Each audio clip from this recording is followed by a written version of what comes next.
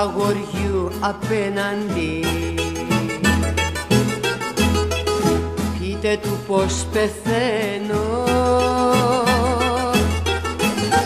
για τα βαριά ματόκλαδα, ματόκλαδα και τα βαριά τα χέρια.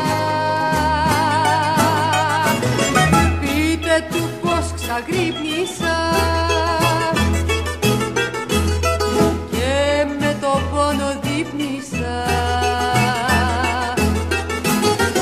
γυρεύοντας τα μάτια του, τα μάτια του και τα ζεστά και τα ζεστά.